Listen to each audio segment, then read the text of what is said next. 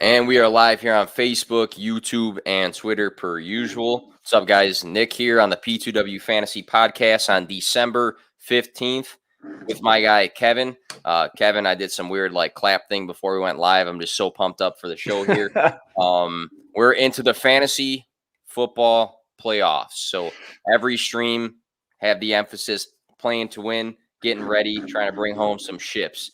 Kevin, how are we doing as far as your leagues go for the year? You in a couple playoffs here? I'm in every playoff. I didn't lose. Yeah, no, I did well. I was 50-50 in my dynasty leagues and stuff, and then I whooped your ass twice. So, and I made the playoffs in that league. I whooped my own ass in that league, though, to be honest. And yeah, so I did okay. Yeah, no, for sure. And then I won my big. I won the 36 team college football one, a C2C one I have. So that one was a lot of fun. Just briefly, how does that work? 'Cause I don't even know what that is. So we have this giant kind of industry league. So it's a C2C. So basically it's campus to Canton. So you have an NFL team and a college team. It's 36 teams. So basically you have to win your conference championship. We have bowl games. It's like the NCAA football game from back in the day. And you have like real recruiting. You have in-home visits and all that stuff. It's a crazy league. It takes way too much of my time. And it has everybody in there. Ray, all Debbie Dietz, all those guys that are big Debbie guys. So I ended up winning my conference championship. I went 11-1, and then I won the national title against the two other opponents who won the conference championship. So it's kind of a bragging rights league. So I'm going to have that on my wall at some point. It's going to be on the resume. Like, this is what I did in this league. Yeah. Listen to my podcast. Yeah. 10 out of 15 for me. I screwed myself in the one that we're both in because I was out too late trying to be young and hip for my wife's birthday. Got up the next day, I'm a wreck, and I think I just completely skipped over setting a lineup for that league. So probably could have been 11, maybe could have been 11. Doesn't matter. But what we got going on today, we got the fantasy playoffs. What Kevin and I are going to do, we're going to do a fantasy draft for the playoffs. We're going to go through a lineup. We're going to go back and forth and make our picks for who we want in this fantasy football lineup. And then I think we're going to compare it at the end just to see who can get some additional bragging rights. Before we get into anything, as always, this podcast is partnered up with the Fantasy Points Media Group. Go check out the website, regardless if you are still playing.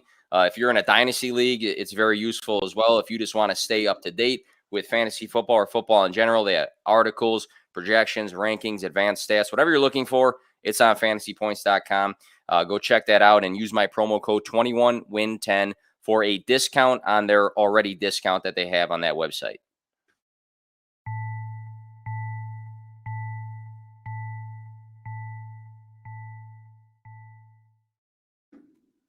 If you are just tuning in, Kevin and I are going to run through a fantasy football draft for the playoffs. One by one, it's going to be a good show. Stick with us.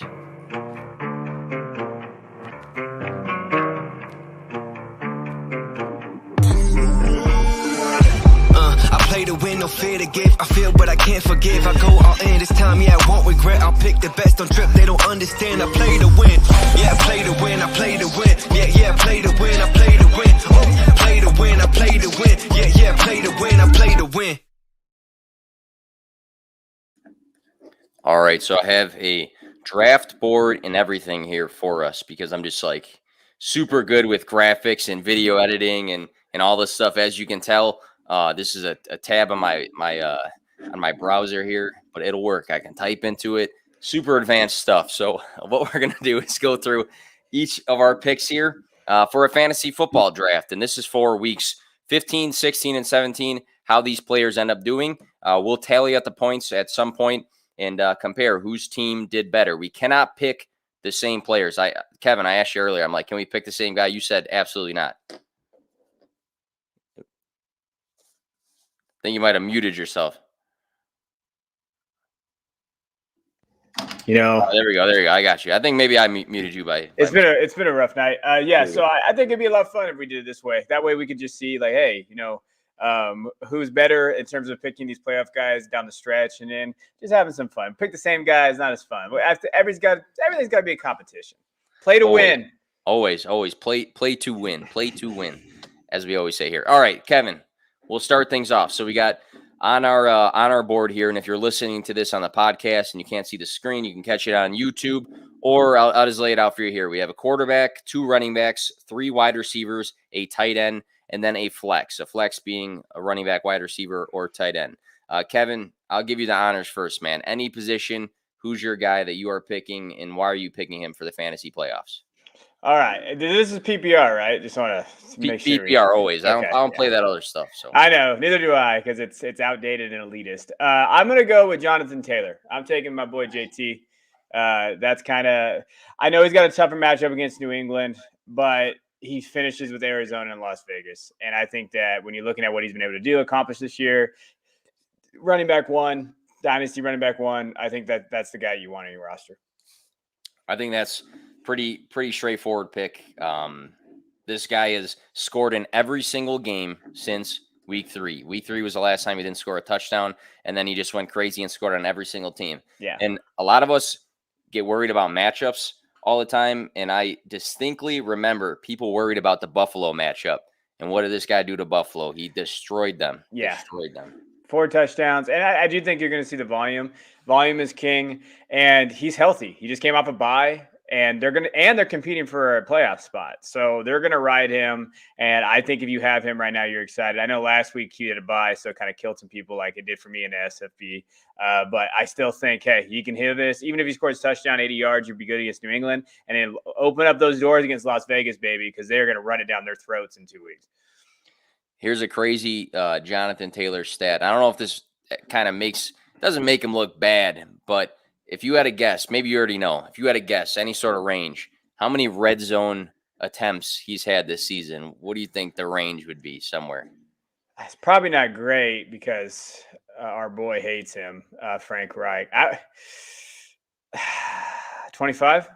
No, so it's the opposite of what you thought. He has 73 red zone attempts. Oh, he has that many attempts this year? Unbelievable.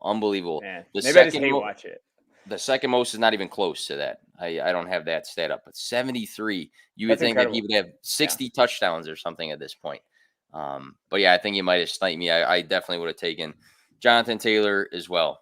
I'm gonna go with a guy who a lot of people might have sat out last week because they didn't know what his workload was going to be like, and then they got fooled because he carried the ball 27 times for 205 rushing yards and 2 touchdowns.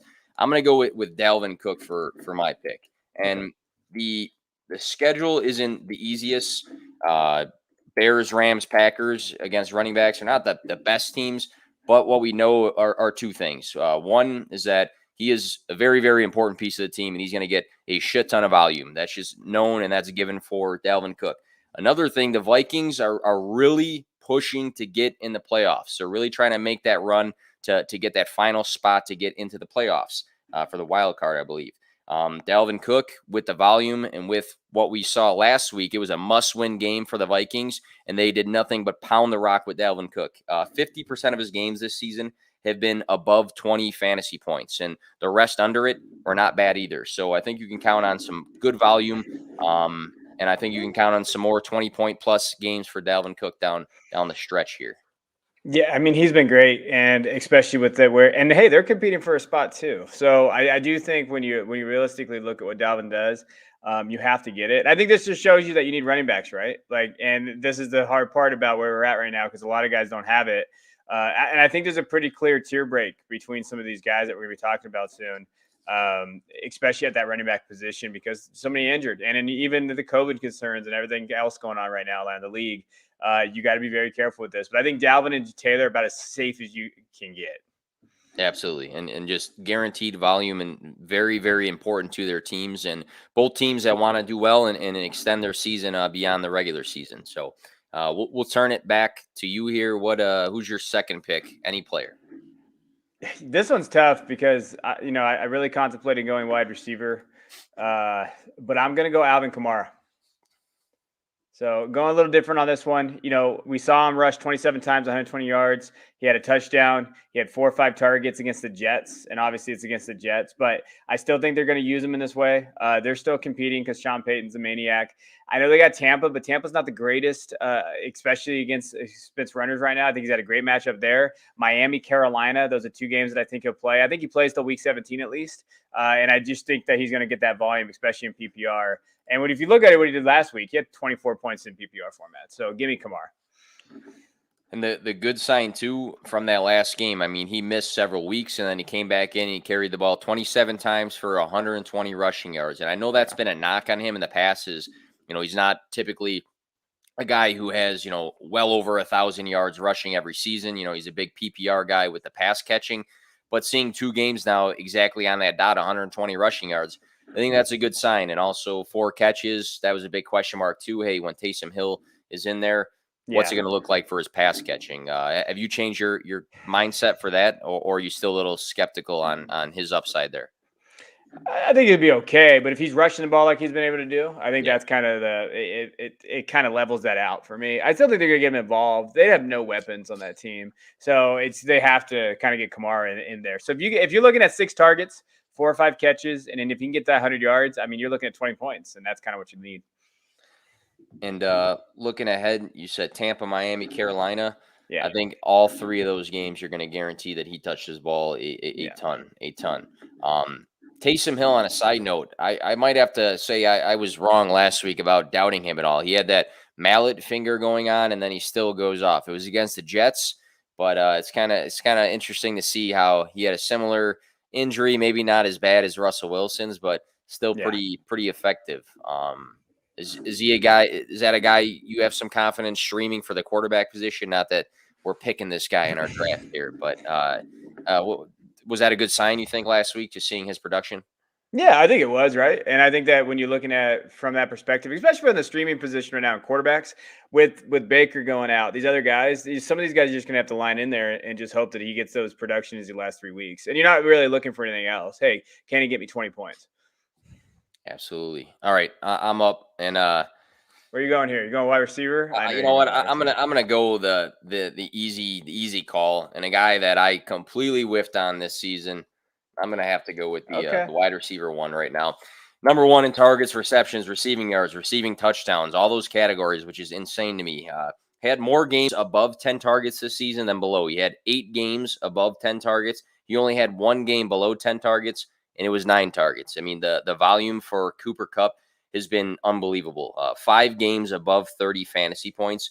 He's a cheat code this season. He really is. And I put out a graphic today on Twitter, and it was the top 3 most targeted guys in the league. It was him, Tyreek Hill, and Deontay Johnson. And then I had the graph showing on a weekly basis what their targets were. So if they had 15, it was high. If they had 4, it was low. And the thing about Cooper Kupp was that if you look across the board, consistency was key. Every single week, the volume was there.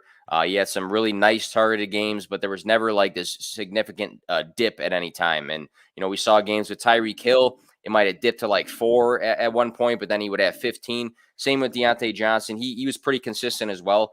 But then you'd have some lower targeted games mixed in too. I think Cooper Kupp was the most consistent out of that bunch there.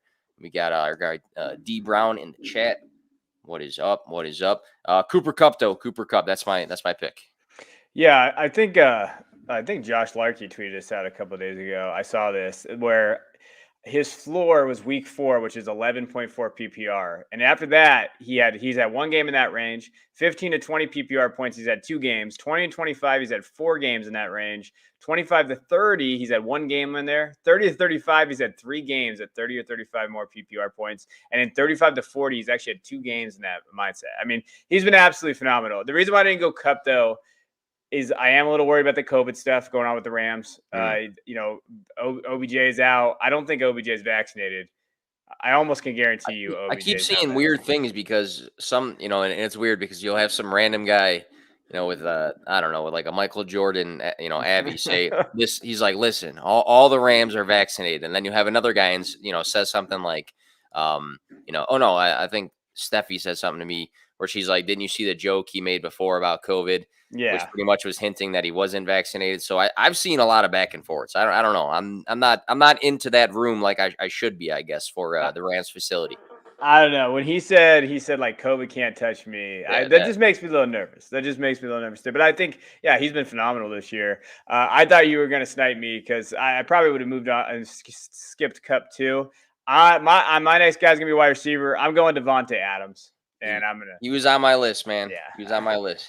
Well, I'm sure he's pretty damn good. I'm going to take him against Chicago. 10 receptions, 13 targets, 21 yards, 2 touchdowns. And when you look at him from a PPR perspective, he had 34 points last week. These two guys are kind of in there, and obviously Justin Jefferson's up there too. But consistent targets, and you look at his llast few games, he already has 128 targets. He's got 90 catches. Realistically, he could see 10 targets again. He's got Baltimore, who's kind of reeling right now. Cleveland, who has everybody's injured or has something going on there. Minnesota, and that's always a game that they like to win. And they're competing for the 1 seed. So they're going to be out there, and they're going to have this area in there. They're tied right now. They're first, I believe, in the NFC. So there's a lot of signs pointing to Devonte Adams being kind of that league winner as well. And we always forget about him, but he's clearly a wide receiver 3 right now, and he's a wide receiver 2, probably right behind Kupp. So I'll take him to add to this team. Devonte Adams, the difference between him and Kupp, there's obviously a target difference. The big one this season has been touchdowns. I think he's got 7 on the year. Kind of a little bit uncharacteristic of Devonte Adams because historically he's been one of the, if not the most red zone targeted players in the league almost on a consistent basis. Hasn't really been the case, but I feel like if he had a similar touchdown count to Cooper Kupp, they'd be neck and neck. Guy's unbelievable. In my opinion, and we can have a whole show about this too, but in my opinion, I think he's the best wide receiver in the league because I think that he checks every box that the guys that you like check. Maybe he's not as, explosive vertically as a Tyreek Hill, but I think every single wide receiver box to be checked is Devonte Adams. And he's catching stride. You just said they're fighting for that 1 seed. It's very evident the last couple games. He's had 3 games in a row now above 100 receiving yards. So each of these games, he's getting targeted a shit ton. He's getting the receiving yards. His floor might not be as safe as Kupp's has been, but I think knowing that everything's been pretty consistent lately, I'm about it. He's had 4 games above 30 fantasy points this season. I said Kupp had 5, so again, they're neck and neck in that category there. So big fan of Devonte Adams. My next pick, you know what we mentioned, this is going to be maybe a bit of a surprise, but I just love what this guy's done lately. And I don't want you to grab him for your flex play potentially, so I'm going to get my second running back here. We mentioned him before the podcast. You asked me what he was ranked, and I told you, I was like, damn, I don't want to get sniped on this, but this might be a surprise, but I'm going to take Leonard Fournette down the stretch. And the reason being, this might be a little bit of a reach here. It might be a little bit of a reach because there's a lot of good players I could have took here. Plus the schedule, New Orleans, Carolina, and the Jets. He has 2 tougher matchups. But that last matchup, championship week against the Jets, giving up the most fantasy points per game to the running back position, is juicy. Since the bye weeks 10 through 14, he has been the running back 2. He's currently the running back 4 on the year, but since the bye, he's been the running back 2, second best running back in the league. His last couple of games here, 44.1, 22.2, 23.2 as well. Really safe floor, which I think you want for the running back position. Over 20 touches the last 3 games in a row. He's tied for the second most red zone rushing attempts too. Why is that a big perk? Because the Tampa Bay Buccaneers are always in the red zone. They are every single game a lot, and he's getting a lot of touches there. So I think the state of the offense, knowing that they don't depend on Leonard Fournette to win them games the same way that the Colts depend on Jonathan Taylor to win them games, I think having that benefit of a dual threat offense really makes him thrive. So I did, but I'm taking Lenny Fournette, Lombardi Lenny down the stretch. Lombardi Lenny, yes, our boy Lombardi Lenny. I would. Hey, that's a reach, I think, a little bit. But hey, if he rolls with what he's doing, you can't argue it, right? And especially they put up points, and that defense, the game scripts are going to be for putting up points, and so I don't hate it. I think that's actually not a bad pick there, and it helps me because I get to pick this next guy, and I'm excited. All right. I know you're going for the quarterback position right away. You think I'm going for the quarterback position? No, I don't. I don't at all. Go ahead. Yeah. I'm going to go my boy Justin Jefferson. So I'm taking Jefferson. You mentioned him earlier. I think that was like your goose egg hint, so I should have just jumped on it. Yeah. I would have just taken – well, actually, no, I don't know. To me, I just think Thielen's injury is interesting. So, when you're looking at Thielen right now, I know they got some good news today. I was reading an article today about where he's at. is making progress. He could return this week against Chicago, but even then, even when Thielen is there, Jefferson's the wide receiver 2 right now. And if you look at his targets consistently, he has 127 already, so he has more than Devonte Adams. You've seen it from reception wise, 85. He scores touchdowns, and it's been nice to see he's had 4 touchdowns the last 4 games. His PPR points, when you're looking at his production the last 4 games, he's at 37.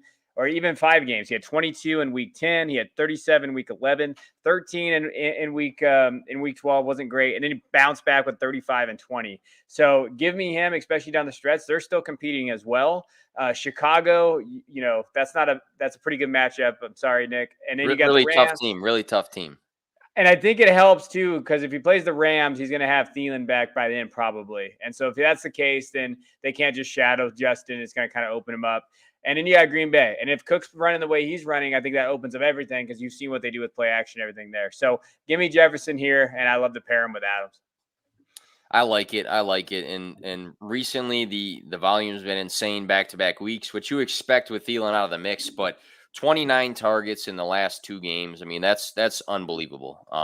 That to me means that every other play they're running is a target to Justin Jefferson, it seems. Yeah.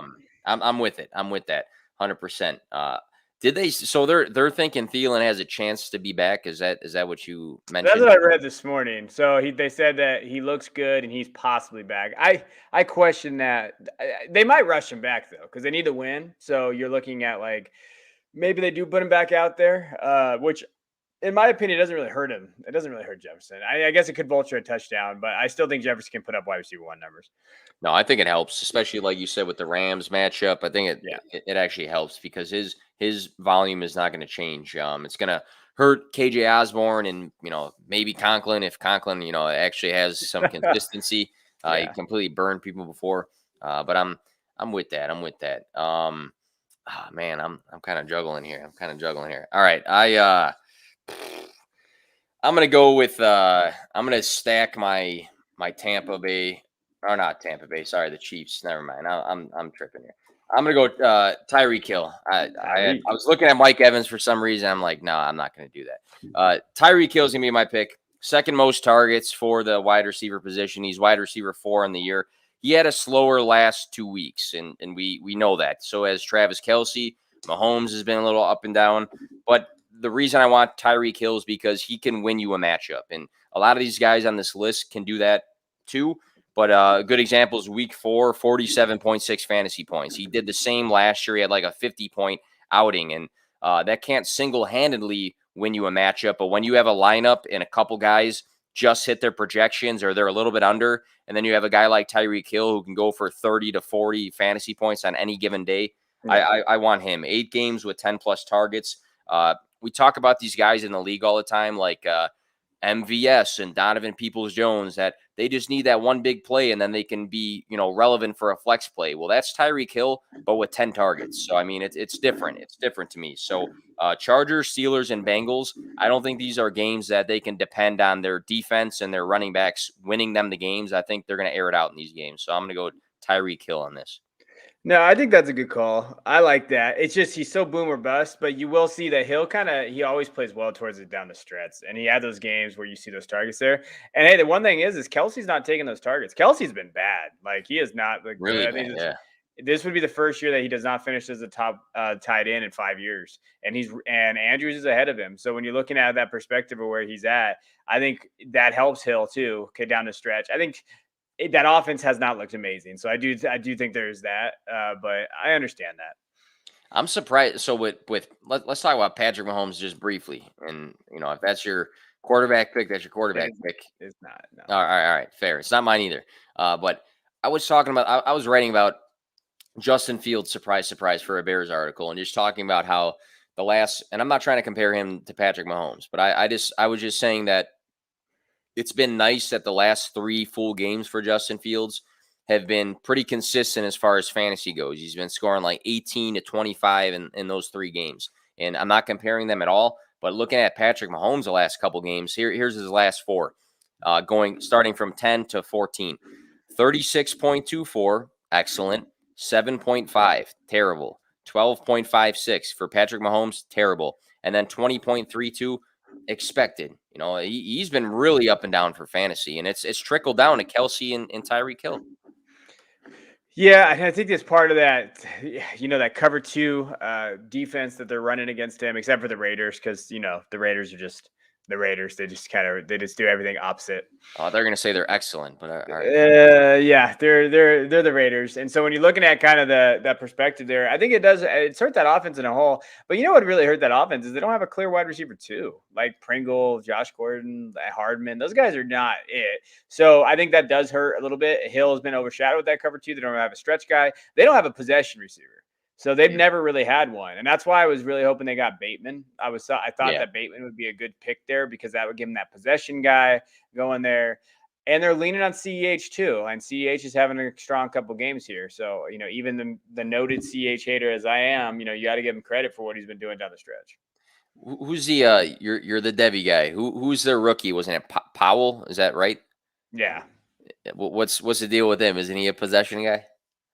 No, he's not good. All right. He was never good. He was never good. You got to have a good wide receiver. And I wanted to be Bateman or those guys in there. Yeah, and it's kind of sad that you cannot flex a third pass catching option that's not a running back, let's say, in your fantasy lineups for the Chiefs. Something that's been surprising the last 2 years, I guess. Who's your next pick? I think you are on the clock here. Yeah, this one's tough for me. I was trying to filibuster there for a second. I'm gonna draft my flex here, and I'm gonna take Najee Harris. I like it. So I'm gonna go a little bit on a limb here with Najee. I know he hasn't had the greatest games the last few weeks. Even last week though, I mean, against Minnesota, he still saw him score a touchdown. He had 94 yards rushing. He's not very efficient. So I know that, but he also had a receiving touchdown. And so they're going to get him involved. He's going to see the targets as we know in the receiving game. He already has 75 targets and 237 carries. So volume. He's going to get volume. So I'll take him here in the flex because I think he's the best option in that area. And especially with the running back for volume. Speaking of volume, so he had that weird game in week 12 where he only had 11 touches total. And then week 13, 26, week 14, 23. So back-to-back weeks. That's the Najee Harris that we know. And we can go back to week 8, 26 carries, but also three catches. And if we look at the top guys in the league, I don't think many are getting that sort of consistent volume. I mean, everybody's going to have their down week, but you can count on that. And you can knock the offensive line. You can knock Big Ben. But when a guy is going to get 4 catches and run the ball 25 times, good things are going to happen. So I do like that. Not Najee. I saw, so I'm going to throw this out there too. This is a curveball. I saw people saying on Twitter, of course, you see all these things on Twitter all the time. Najee is a dynasty sell because we don't know what the quarterback is going to be like and how they're going to improve their team. I have a strong opinion on this. Do you have any opinion for that for dynasty leagues?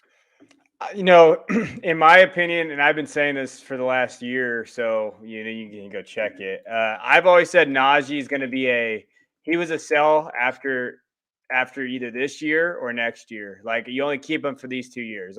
Because I think with his age, with his volume that he has, I think he can be an inefficient runner at times.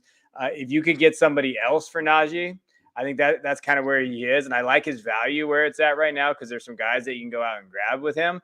For example, I saw him go for in a super flex league for a first and Deshaun Watson. If you're rebuilding, I don't hate that because now you're going to get Deshaun, who I don't know what's happening with Deshaun, but you get a first back and maybe you get another running back and kind of fill it in there. So like to me, I don't mind selling him, but you better sell high. And just know that there is a possibility that he turns into, I don't want to say Derrick Henry, but there's a possibility that we talk about this guy for the next 4 years. And we're like, oh shit, why did we sell him after the first year? So there's some risk. There's some risk to it, but I don't hate it because I do think he's older. He's had a lot of volume. And there are some question marks about that offensive line. There's some question marks about Big Ben. But let's be real. If they get someone else at quarterback, it's going to be probably an upgrade. Like there's not a lot of guys out there that will go from Big Ben to, oh, that's downgrade, unless they go get like Drew Lock. Like they're going to go get somebody probably. So I don't hate it. I just think you have to sell pretty high. But I would definitely try to sell next year. Yeah, I personally, I think if if it changes your team to set you up to win championships, then sure, trade him for that.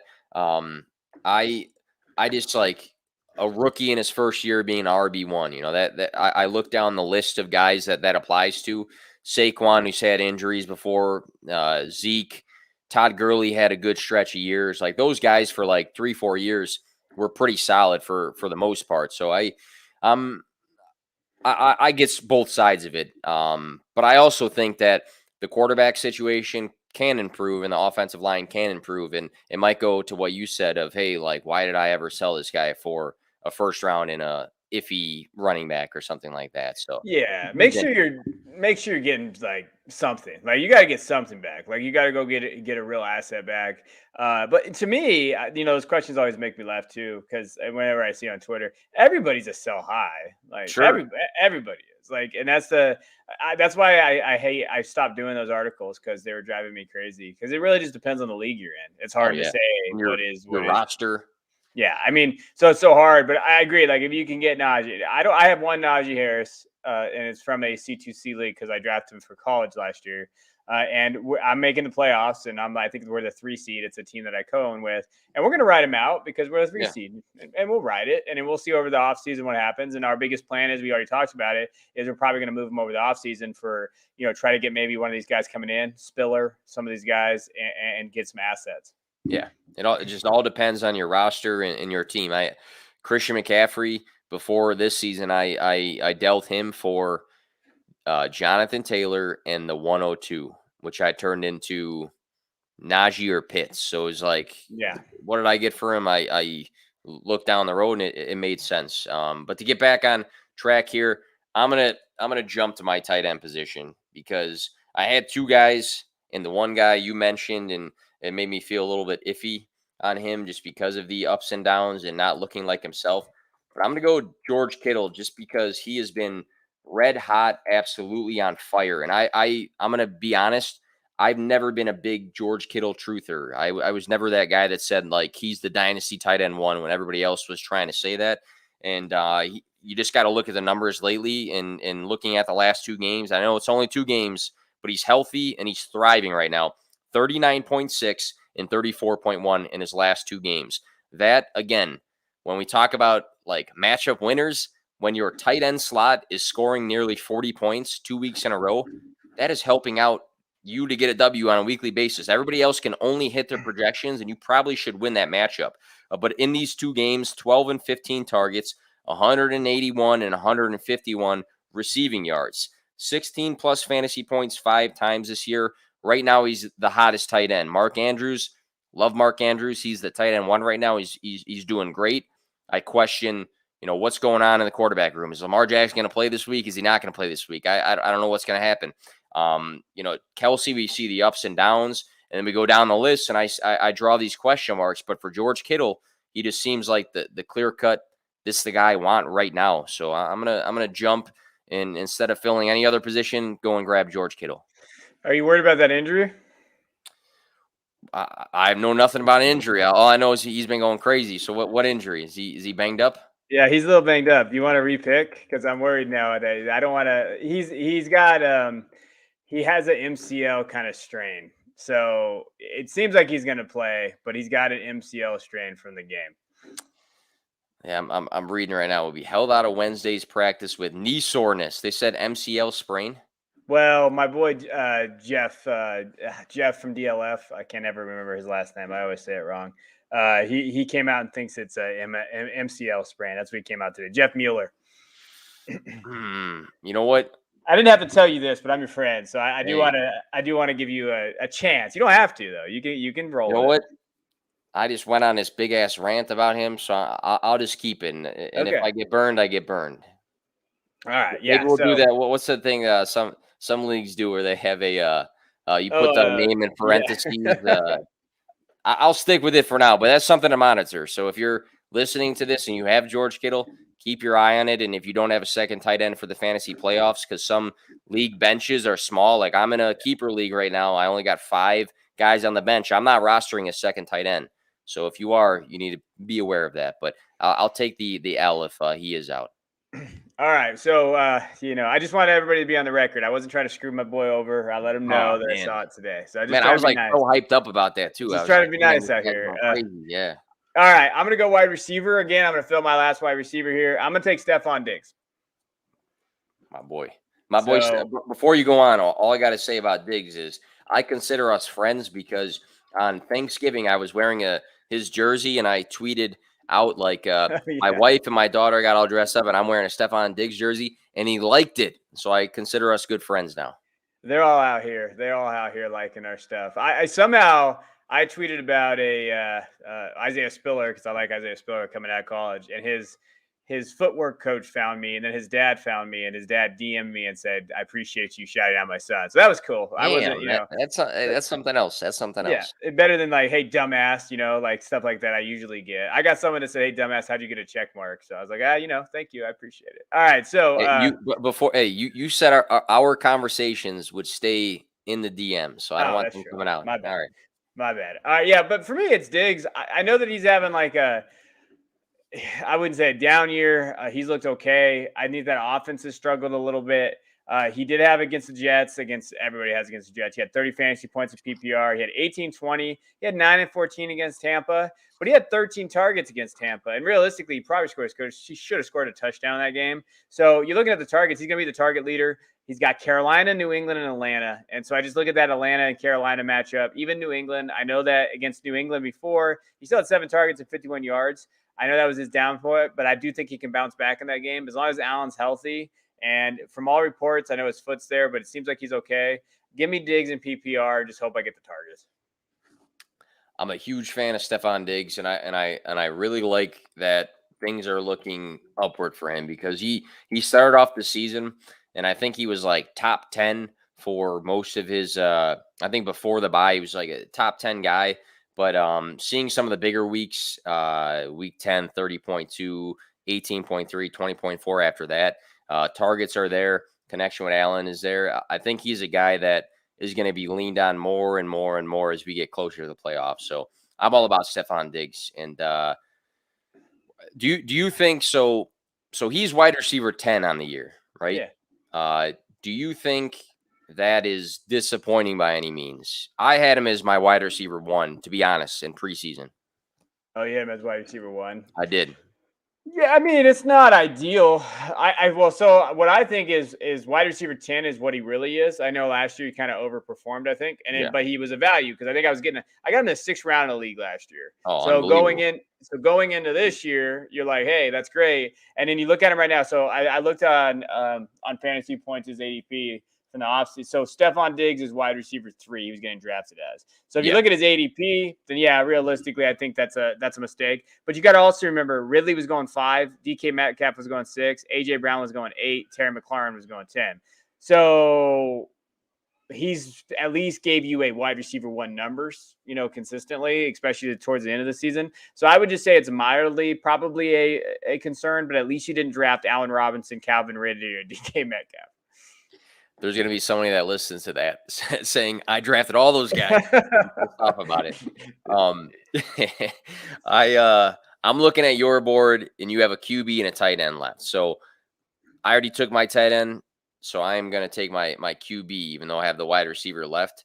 And I'm going to go with a guy who's been red hot right now. He might be an MVP candidate. I don't know. Some people say he is. Some people say he's not. But I'm going to go Justin Herbert right now, who's been absolutely red hot. He plays Kansas City this week, right? Who he scored last time 30.84 against. So he had a good week last time they played this season. Then he plays the Texans, who give up the 3rd most points per game to the quarterback position. Then he plays Denver, which is a tougher matchup, but he scored 19.72 last time they played. QB3 on the year, QB1 weeks 11 through 14. He's averaged 27 during this last 3-week span. 3 out of 4 of his last games, he's had 3 touchdowns exactly. So he is gunning for touchdowns almost every game now as of late. 7 games above 300 passing yards. He can use his legs. We saw the big day against Pittsburgh. He had 90 rushing yards, which is not usual for him. But he does get enough work on the ground to bump his fantasy weeks. But just seeing that the yardage is there, He's throwing for multi-touchdowns every single week right now. I'm going with Justin Herbert, and I know there's a lot of other guys in the league that present a lot of upside as well, but just seeing what he's done lately and how hot he's been, he was great last game without Keenan Allen. I mean, now he's getting Keenan Allen back, so I'm with Justin Herbert right here. That's interesting. I thought you'd maybe go a little different direction here. I like it though. I think you're right. He's got a huge game tomorrow, and we'll see. That'll tell us a lot, right? It's going to tell us a lot about this pick, especially because I think he could do well tomorrow. You know, did you think of Kyler at all? I did not. Okay. I don't know if it was because I'm not going to say his value is at all, because it's not dependent on DeAndre Hopkins, who's now out for the rest of the fantasy season. I'm not saying it's dependent on that, because he's missed plenty of time. I just think it limits him it limits some things a little bit. But I'm a fan, obviously, of what he's done, and he's been really good this season. He's been banged up and he's come back, but I don't know. I just feel like Herbert right now for me is the hottest quarterback right now. Yeah, I agree. I thought Murray was like, he looked banged up. His ankle, his foot, everything was there. So yeah, no, I agree on that. I just was interested. Konami, right? Everybody talks about Konami.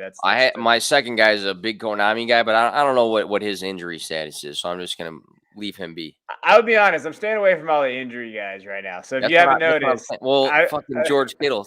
Sorry, excuse my explicit language that I label these podcasts that way. But now I'm like overthinking George Kittle. It's good though. It's good. Yeah. All right. Let me go to my tight end real quick. I'll save my QB for last. It doesn't matter. Mark Andrews. I'm taking Mark. I just think tight end 1.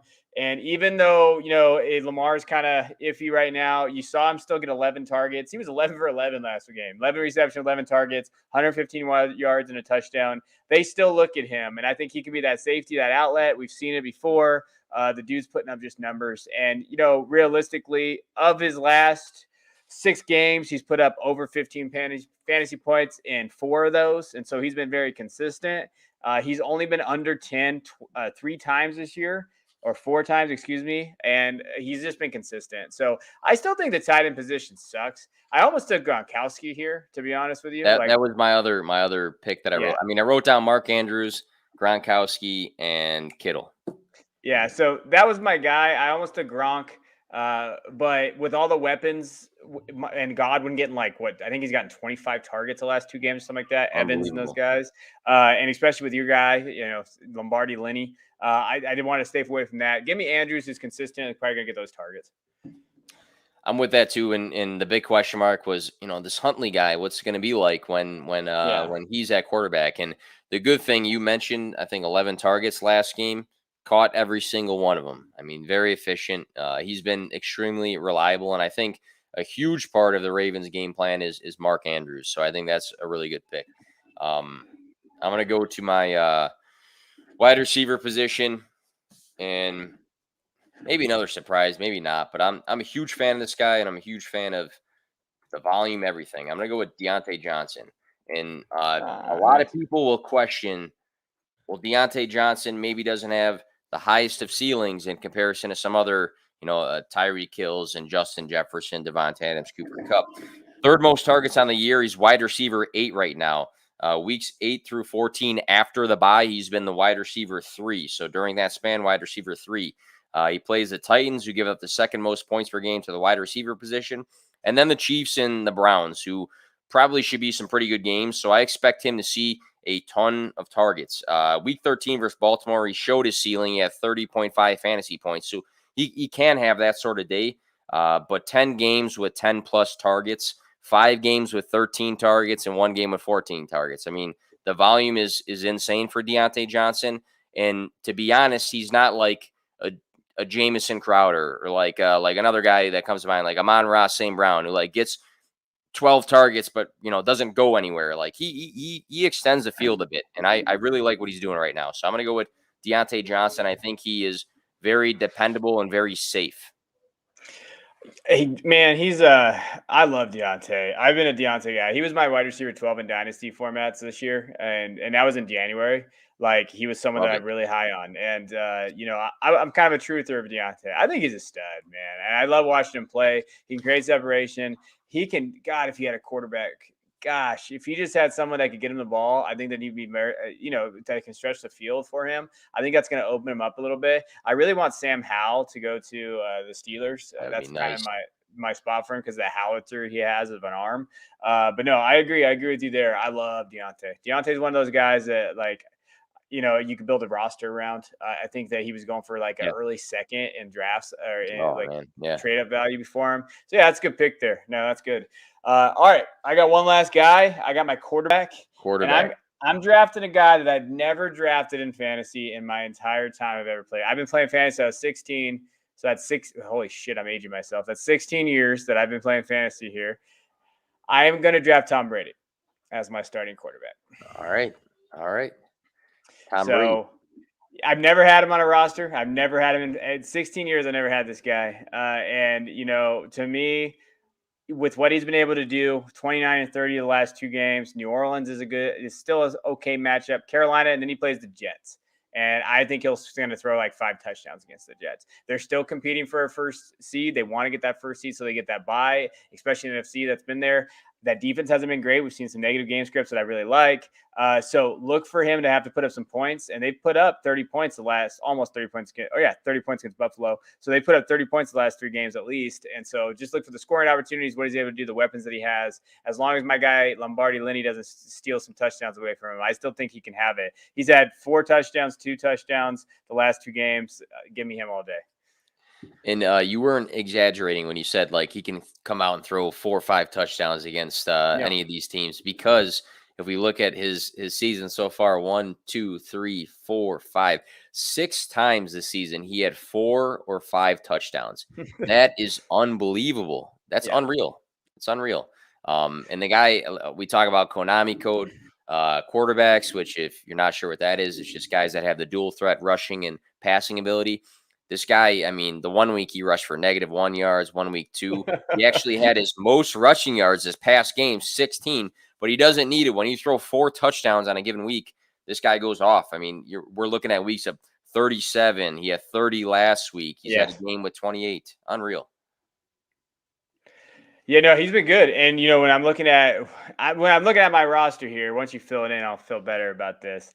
I was hesitating because I thought maybe I like the touchdowns there, upside, and I just like the matchups. And if you have Tom Brady going to the matchups, he was a very big. I tried to get him in our league that we were in together, but I couldn't get him because the guy that we had a trade deadline, unfortunately. But even before then, Jeremy was like, "Hey, I'm going to compete. I'm going to go towards it," and I know it. And I was like, "All right, well, are you sure?" I tried to pry him from his head, and I couldn't get it.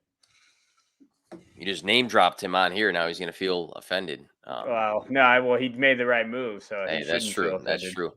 He's actually coming. Jeremy, you said, right? Yes. Yeah, he's coming on the show tomorrow. Nice. I had LQ coming on. Can't come on anymore. I got Jeremy. He was like in the back pocket. Pull him out. He's good to go for the live stream tomorrow. All with it. Upsides there with the touchdowns. When we talk about the GOAT, it's him. It is. Yes. Never had him, so I'm excited. Hey, this is your first time. This is good. First time. I broke my chair. All right. So I was juggling. Between 2 guys for this last one, and I'm gonna be, I'm gonna be spicy with this one too.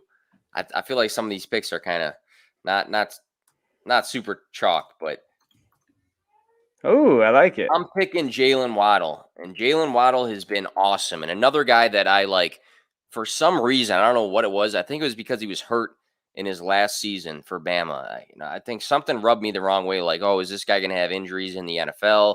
He's just a big play guy. It's not the case. This guy's been great. He's been an absolute PPR monster. His last 3 games played, 20.6, 28.7, and 18 fantasy points. That's 3 games in a row. He was the wide receiver 3 during those 3 games. Last 3 games also, 9, 10, and 11 targets. One of those games, he went for 137 receiving yards. So what I thought he was, which was a high yardage guy, he is, but he also handles a ton of targets from Tua, and Tua is playing great. I know me and you have talked about Tua a couple times on this podcast, but Tua's completion percentage is very good. a lot of those completions are going to Jalen Waddle, and he plays the Jets, Saints, Titans. I like him, and I think it's a little hot takey. I had Nick Chubb on this list because I think that he's going to be leaned on with this Browns COVID team that's going on. But Jalen Waddle's my pick. Hey, I like that you didn't go chalk. I went a little bit more chalk than you. You went out on a limb a little bit. But no, he's the wide receiver one on that team, right? Like you just mentioned. And he's a dynasty. He's pretty close to being probably the top 5 guy getting drafted in Dynasty this next offseason. I think that he could get there. And especially with, like you said, his matchups he's got a fantastic matchup. New York Jets, I think that's a great matchup that you have to see. I think in terms of this, for you to see, like, hey, can he be good? You need a big one for the Jets to see how he's done that. But what he's able to do the last 3 weeks before the bye week has been phenomenal. And what was happening was he was always getting the targets, like you mentioned. Buffalo, he had the targets, all those things, but he wasn't being as efficient. Now he's efficient. So now he's going 9-11, 9-10, 8-9. Like that's something. So no, I like that. All right. I'm mixing something up. I don't need any explanation. Just give me one fill-in that can only be used if anybody here gets hurt. One fill-in. I'll give you that guy. It can be anybody in the league, but it's got to be in place if anybody gets hurt. Otherwise, if 3 people get hurt on our teams, it is what it is. But we need one. Well, here's my question for you, Mr. Commissioner. Since you're just fooling this shit out of your right here, so I have 3. I only have 3 wide receivers. So I would need to take another wide receiver in case one of those guys gets hurt. Then that's fair. Or that that's true because I guess I can use Waddle as one of mine. And okay. All right. I know my guy. You're not going to pick my guy. But you go first. Let me look. You got me concerned with the George Kittle news, and we mentioned him before. So I'm going to go Rob Gronkowski, and if Kittle is injured, he slides in for Kittle. If one of my wide receivers is injured, Waddle slides up, and then Gronk is in my flex. If one of my running backs gets hurt, then I'm shit out of luck. If Andrews gets hurt, I'm going to be shit out of luck if Andrews gets hurt. So I'm being safe because you got me nervous here. So I'm being safe. Oh, well, this is I'll take Debo then. I'm going to take Debo. All right, I like it. Give me Debo. He was up there on that list between Diggs and Debo, so I'll take Debo in there. All right, and that's only if somebody gets hurt. So if he goes off for 1,000 points, it doesn't matter. It's only if somebody gets hurt. That's it. So that's it. Right. So what we'll have to do is weeks 15, 16, 17, we will tally everything up, see who the winner is, and then we'll have some sort of bragging rights going on. And it'll be some fun stuff. But good luck to all you guys that are in the fantasy playoffs. If you are not, if you are in a dynasty league, keep playing. You're playing for next year, the year after. Keep playing. Redraft, you can still set your lineups. Some people are all uptight about waivers and those things.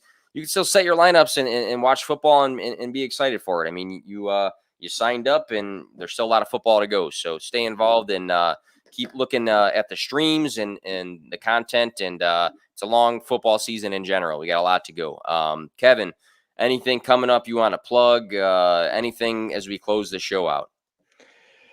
No, just like he said, just keep fighting in your leagues. Pick up guys, especially in Dynasty. Make sure you're active there. And then as always, the Fantasy Points media group that we got going on here, but also the Fantasy Points Bull Guide.